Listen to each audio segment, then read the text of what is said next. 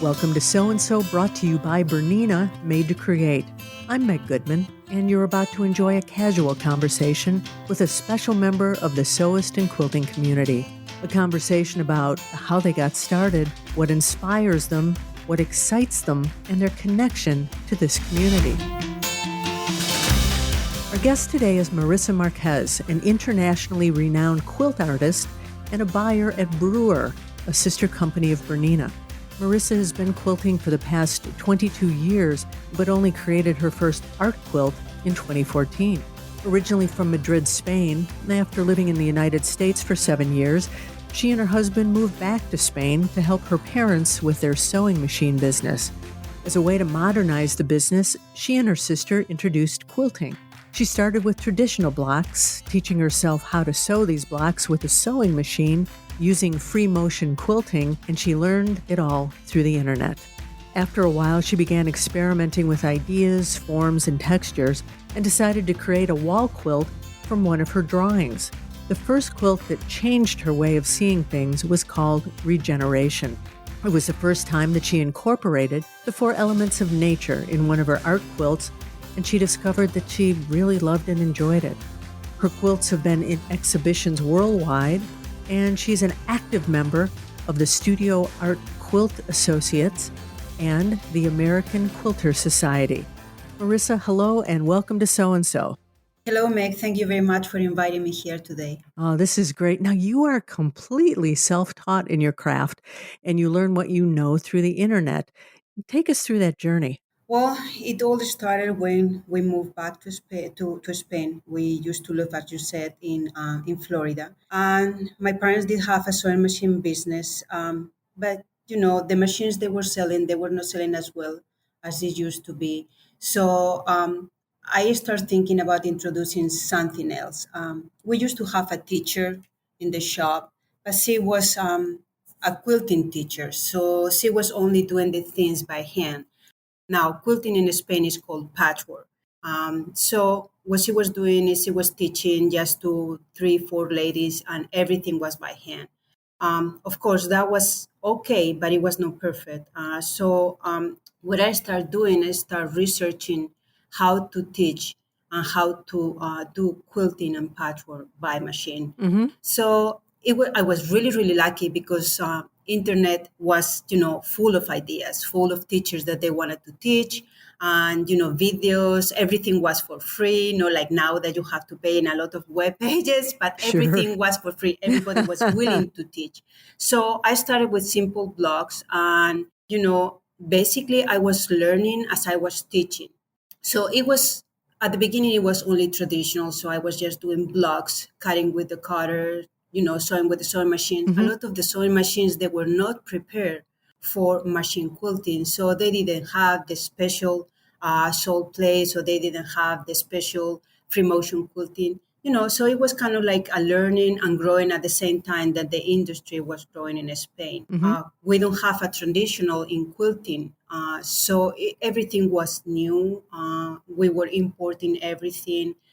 We create a web page. So it was a way of making our business grow.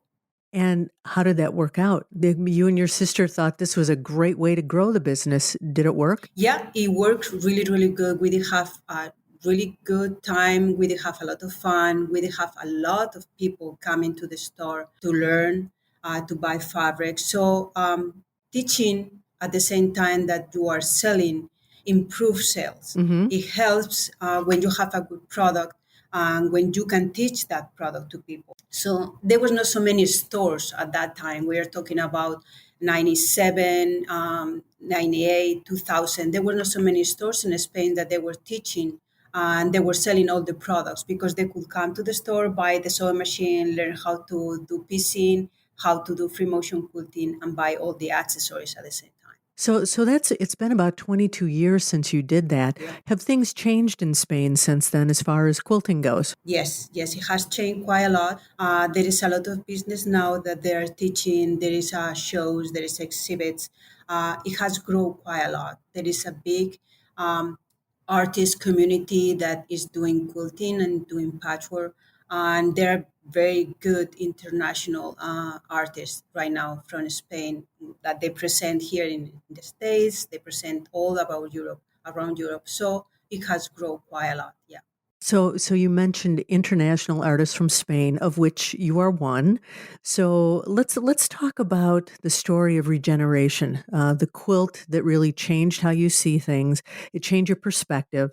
So what about that quilt changed your perspective on everything? Well, it was the first of a lot of things. It was my first quilt with a theme. I present that quilt in a Spanish exhibit that it was called the Fourth Element in Nature. So it was the first time that I did have really to compose something with a subject in mind. It was very hard for me to create something. I think that we all have that problem that we are educated as we are not really creative. If you are not an artist, you cannot create. So you have to teach yourself how to develop something from nothing. So I did have kind of like a love-hate relationship with the quilt. Mm-hmm.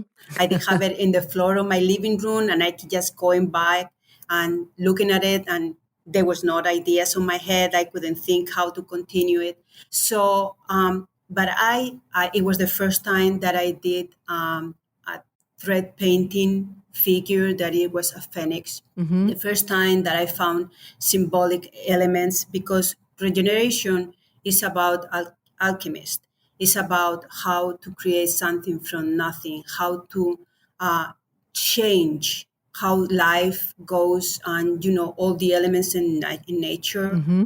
They are born, they live and die, but they don't die in vain. They die to create new life. So that was my idea when I did the quilt. That's why I call it regeneration. So it was kind of like a lot of firsts that they combined together, and it was it was really good. It won a first award in Spain in Sitges.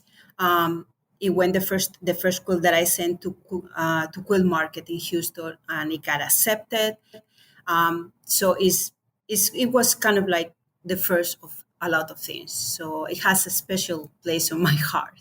Do you still have it? Yes, I have one. My son loves it, so he put it in his room. So that's what it is. How many quilts, art quilts, have you created since then? Do you know? I might have done like about maybe 20. Uh huh. I usually do between 2 to 3 per year. It will depend of how busy I am. This is something that I usually do during the weekends, so it's not like Mm-hmm. I produce quilts like I can work on them every day. Working in Spain, having to manage a store that we were open from 9 o'clock until 8:30 at night, it was a little bit more complicated than here. So yeah, I would say like around 20 more or less. Now, you've said that there's something very special about creating something with fabric, and I'm going to quote you here. You said, "We touch with our fingers every part of our work, from choosing the fabric and threads to putting together our blocks or applique. Free motion quilting with a domestic machine is expressing with thread and movement the feeling that we have for that quilt." Tell us more about this experience and your love of free motion quilting. Well, I discovered free motion quilting almost at the same time that I discovered quilting, piecing. I fall in love with the free motion because it's free. Basically, it's drawing on top of fabric with thread, and I love the feeling to complete a quilt. Sometimes I used to tell my students that it's like you are completely make up with a nice dress, but you don't have shoes. So you need, or you don't have your jewelry. You need that part of the outfit that it makes the whole thing. And for me, the free motion quilting, that's what it does. Mm-hmm. It can kind of like give the quilt a whole sense. Sometimes I need to modify a fabric because I don't like it, so I can use a different thread color and change the color of the fabric. Sometimes I need to enhance an applique, so I can use that thread. Sometimes I just need to point in one direction, or I need to have my quilt that it has to have some move. So I try to do with the quilting what I have not been able to do maybe with the piecing or with the applique. So To me, the free motion, it gave me that capability. It gave me, it finished the quilt. It's true that sometimes it can completely destroy the quilt, but that's why we can just have, the picking and just have to undo. It will not be the first time that I have to take all the quilting that I have done. But, it gives that thing. Sure. Then I have created quilts is one of the things that I really like more. Is just, plain cloth. It could be a white, it could be a black. And I just leave the thread to tell the story of the quilt. And I love that part. You mentioned your students. Where do you where do you teach? Are you online? Are you physically teaching somewhere? Well, right now I'm not teaching anymore. I have, since we moved back to the States, between relocating, putting back my studio together, getting my mojo back into circulation, because Yes. with these 2 years it's been kind of like hard and complicated. So because I just moved back from 2019, so it's like I started to get, yes, it's like started to get everything in motion, and then I did have to stay home. So it's been quite, a little bit of complication these years. It's been complicated. So I'm not teaching right now. I used to teach in the store. When I just moved in, I was teaching in one of the Bernina dealers here close to work. And I love teaching because you learn so much when you teach. You learn, what other people like and dislike, and you learn about the culture, about the people. One of the places that I taught, it was in Ireland, and I was really surprised when all the ladies that I was teaching, the fabrics, they were not green, as I thought that was the Irish color. So they were having oranges and yellow. And when I asked them, they told me it's because we don't have sun here, so we have to have these colors. Oh. Uh-huh. So that was something that I said, well, this is a cultural. It's not the same thing as summer in Arizona that it could be a summer in New Jersey. The colors are completely different. Sure. So you learn so much about the people when you teach, and it's one of the aspects of this world that I love more. We're gonna at the end of this podcast let our listeners know how to contact you. So I think you need to get ready. People are going to be reaching out to learn from you, and one of the things that I'm sure they're going to want to learn about is your love for experimenting. You love to research a work, get all the meaning. Owning the subject is your first step to creating a quilt. So tell us more about this and kind of take us through your process. Well, usually I choose expositions or shows where they have themes. Um, so the first thing that I usually do is check out the words, the meaning of the words. Sometimes it could be a sentence, sometimes it could be an expression. The majority of the times it's just a word. So the first thing that I do is I go to the dictionary. I know that you usually know what a word means, but there are some meanings that we don't have a dictionary in our heads, so we just go and check to see the different meanings of a word. I check in both dictionaries in Spanish and English because sometimes it's a little bit different, so they could have a twist of meaning. And then I check to see if that word has been used in art, in music, in poetry, in anything, in photograph. And then I try to do something completely different. Okay, let me see. Let me give you a sample. Let's say that I have a subject that is going to be, the theme is called black. Okay, so that's the theme. Now, some people might decide that that's an ethnic quilt, and that would be great. But then the cultural, for example, for Spain, black is the color of mourning, is the color of death. There is people that they might think, okay, let's think about opposite, black and white. So you are thinking about something that is completely different. So I could have something low and something high, something positive, something negative. You could go with songs that they are talking about black, like it could be the Rolling Stones, or it could be Five Finger Punch, or it could be different groups. Or you could go for a feeling. It could be a depression. It could be the universe. It could be the sky at night. It could be ink on a paper. It could be a tattoo. Sure. So it kind of like it's cause it can kind of like it keeps going and going and going. So what I usually do is I start writing all these words that they come to my mind. Mm-hmm. I never choose the first idea that I get because it's the obvious one. Okay, so I try to find what really that word means for me. And there is things that I keep repeating on my quilts, because they are important to me. Like it could be time, like it could be trees, like it could be a butterfly. Mm-hmm. So I try to get those ideas together and just make the subject my own.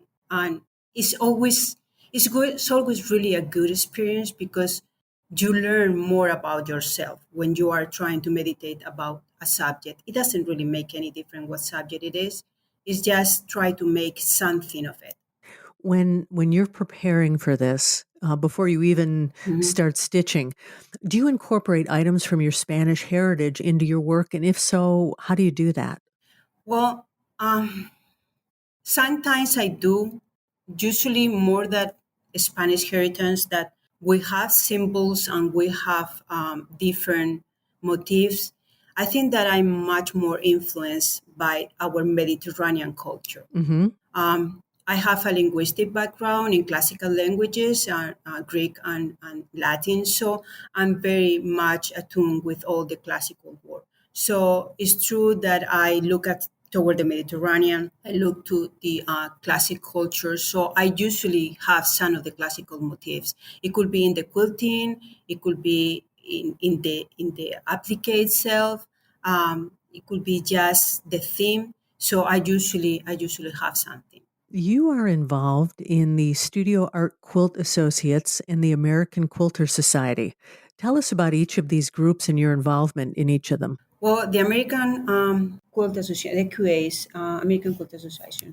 I've been involved more or less since 2012, but it's basically just I present quilts. I'm not involved much more. I used to have a blog, but there is so many blogs you can have. So sometimes, like I don't have time for everything. Sure. So it's just I present to different shows. I don't have much more involvement. SAQA, on the other hand, is one association for art quilters, Mm-hmm. for textile artists. It was at the beginning I was really intimidated for the association because they have all these marvelous textile artists, and I didn't think that I was good enough for it. So I did remember, like in 2014, I did have a conversation with the president of the association, and she told me, "You just have to start from something, and you have to start somewhere. So this is a good place to start." And I said, "Okay." So That was good advice. yes, and I said, "Well, I don't have anything to lose. Go ahead." So I registered. Like a couple of months later, they asked me to start doing some translations for them, and that was great. So at the beginning, what I did is I present, little art quilts that we donate for the association. They do kind of like an action, they get some money from there. So that was a good Mm-hmm. point to start. Nothing that involves big is 12 inches, so it doesn't take too long, but you can practice with that. Little by little, I've been trying to send more quilts, trying to get into some of the lectures that they have, trying to learn from them, see other artists how they're doing. And I last year, 2019, it was my first time that I got a quilt in one of the exhibits, Mm-hmm. and then 2020 I got another one, so that was great. I try to keep active in the association. I can not always go to all the seminars, but I'm trying to learn as much as possible from my fellow artists. So that's one of the best associations that I can advise anybody to belong to. So going from being afraid of this and intimidated to Mhm. getting quilts in the exhibits, that's quite an accomplishment. Well, it was one of my challenge. I think that you have to put goals in life. And, like my first goal, it was when I start with everything, I want to have a quilt in Houston. Okay, I got that. I want to win an award in Houston. Okay, I want that. But, when I began a member of the SAQA, I decide I want to have a quilt there. And you just have to try your best. That sometimes your best is not the best, but it doesn't make any difference. It's your best. And, from failure, you learn to. I know that every time that somebody rejects one of my quilts, I get very upset. I think that that's normal. But, 2 days later, I'm okay. Let's try again. Sure. So that's the only thing that we can do. So yeah, I feel really, happy and I'm proud of my accomplishments, and I just keep getting new goals. Now you're giving advice about trying your best. What advice do you have for people who are traditional quilters and they want to try to make a transition to creating fabric art? Well, there is a lot of traditional quilters Mm-hmm. that they make marvelous quilts. Um, the difference between an art quilt and just a conventional quilt, I believe that is the use that we do. You do for that quilt. If you are making a bedspread, you are making a quilt for a bed. It doesn't make any difference what you are making. It could be modern, it could be traditional, it could be pictorial. Sure. That's going to be for a bed. Now, if you make something for a wall, it's already automatically is going to be an art quilt. Mm-hmm. It doesn't make any difference if it's traditional. Now, if you want to start making something that it will go into shows and it will go into exhibits and it will consider art quilts, then it has to be unique. It has to be different. And it cannot be from a pattern. That's the only difference, basically. So if they are love traditional, Mm-hmm. they just have to make something that it will be unique. It could be a log cabin, but it could be with a different. It could be a different representation. It could be a different movement. It could be something different. There is a lot of art quilters that they are using traditional blocks. Mm-hmm. They just have to do a little twist. You just have to do that. It will be something personal. If they want to try some more modern art quilt, my only advice it will be to check what other people are doing Mm-hmm. and create your own ideas. And, go from your comfort, the part that you are more comfortable with, and try to just do a step outside your comfortable zone. Just create something that maybe you don't know how to do it, but you will figure out how to do it. When you are creating your quilts, how do you source the fabrics and materials that you use? Well, at the beginning, I was using commercial fabrics, but it didn't give me the colors that I wanted. So right now, what I do is I usually dye my own fabrics. I paint a lot of fabrics too. I use the commercial dyes and I do dye and paint. Mm-hmm. So I do both things because if I'm looking for a specific color, that's the only way I'm going to get it. So usually I do that. I love threads. Everybody makes fun of me because it's like I don't know how many hundreds of threads I have, and it's like my eyes they go to the threads. Sure. Because let's say that I have a fabric that is yellow, but I want it to be a little bit more orangey. When I'm quilting it, I can just upgrade the color of the thread, and it will give me the different color for the fabric. Mm-hmm. So I love both things. I love fabrics and I both threads. Marisa, what's next for you? What's your dream? Well, I think that my dream is continue doing what I please, Mm-hmm. what I like, and what I love. I'm not putting extreme goals. I'm not doing. I just think that I just want to keep enjoying what I'm doing, and the moment that I stop enjoying it, I will stop doing it. Mm-hmm. To me, right now is the most important thing, just to be happy with the things that I'm doing. Quilting make me happy. Creating quilts, it makes me happy. As I said, I did have a couple of years that I didn't create anything, and that was okay. I don't want to stress myself with things that, you know, they are my joy. So that's basically what it is. I want to experiment with new fabrics, new products, new threads, and new yarns. I'm doing yarns now. So it's like I don't know how to do crochet, but I have to use these yarns because they're so beautiful. Uh-huh. So I try to figure out how to how to use different products. So that's what I want to continue doing. So we've talked about a lot of things today. Is there any question I didn't ask you that you wish I had asked you? No, I just really would like for everybody to take one moment and decide if they want to do something. I know that there is people that they tell me, "Well, whatever you do, I can do too," and I say, "Sure, you can. You just have to want to do it and go ahead and do it." Mm-hmm. I don't think that anybody should be afraid of create. Uh, there is a lot of people that, because I think that because our background and our education, we are afraid of creating. Oh, I'm not an artist. I think that everybody's an artist. You could be a cook and you are an artist because you are creating a new recipe. You could be accounting and figure out how to do something. You are creative. You have an imagination. And I think that people should use that imagination no matter what they're doing in any media. So that's my only advice. Just go for it and create something beautiful and that it will give you joy. It's great advice. Now, if any of our listeners would like to reach out to you for more information or to talk to you about some things, what's the best way for them to reach you? Well, they can check my blog. That is Marisa Marquez Quilts. It's just my name with quilts at the end. It's from WordPress.com. And they can contact me too on the same email. They can contact me from the blog, or my email is marisamarquezquilts@gmail.com. So that's the easier way to contact me. Okay, Marisa, this has been a wonderful conversation. I want to thank you for sharing your story with us today. Well, thank you very much, Meg. It's been a pleasure really to be here. Well, there you have it. Another story about someone just like you, someone for whom sewing and quilting is so much more than a hobby. It's a way of life. It's a connection to something bigger.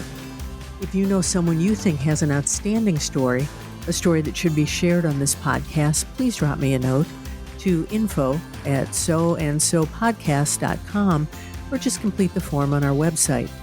Be sure to subscribe to this podcast on your favorite platform and visit our website, soandsopodcast.com, for more information about today's and all of our guests.